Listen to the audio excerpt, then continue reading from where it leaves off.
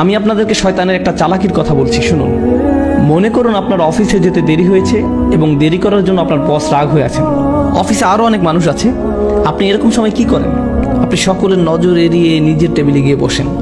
আপনি তখন বসের সাথে দেখা করতে চান না। অথবা মনে করুন একটা বাজে রিপোর্ট কার্ড নিয়ে আপনি বাড়ি ফিরলেন। যখন আপনি ক্লাস 6 বা 7-এ খারাপ রিপোর্ট কার্ড নিয়ে আসেন, তখন আপনি চুপিসারে ঘরে ঢুকবেন। কোনো আসসালামু আলাইকুম নেই, কোনো কিছু নেই। চুপিসারে ঢুকে আপনি ঘুমের ভান করে পড়ে রইলেন। মা যদি জিজ্ঞেস করে আজকে স্কুলে কি হলো, আপনি তখন বলবেন তেমন কিছু না। আপনি যখন কাউকে হতাশ করেন তখন তার থেকে দূরে দূরে থাকেন, এটাই স্বাভাবিক। এই ক্ষেত্রে যখন আমরা অশ্লীল কাজ করি, নিজেদের উপর জুলুম করি, তখন আমরা কাকে হতাশ করি?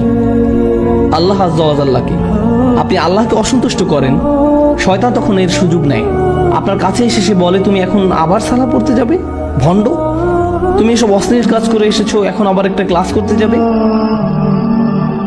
এখন তুমি ইবাদত করতে যাবে? তুমি তো দুমুখ মানুষ। তখন সে বলে, হ্যাঁ আমি তো দুমুখ মানুষ, আমার সালাহ পড়া উচিত হবে না। শয়তান আপনার গুনাহের সুযোগ নিয়ে আল্লাহর কাছ থেকে আপনাকে আরো দূরে সরিয়ে রাখে। আপনি তখন আল্লাহর সামনে দাঁড়াতে বিব্রত বোধ করেন। কিন্তু একজন সত্যিকারের মুত্তাকি যখন ভুল কিছু করে, তৎক্ষণাৎ সে কি করে? সে আল্লাহকে স্মরণ করে। যাকারুল্লাহ ফাস্তাগফিরু লিযুনুবিহিম, তারপর তার আল্লাহর কাছে ক্ষমা চেয়ে নেয়।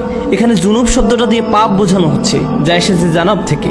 জানাব দিয়ে মূলত বোঝানো হয় এমন একটা পাপ যার কারণে আপনি অসম্মানিত বোধ করেন, এমন কোনো কাজ যার কারণে আপনি লজ্জিত, বিব্রত।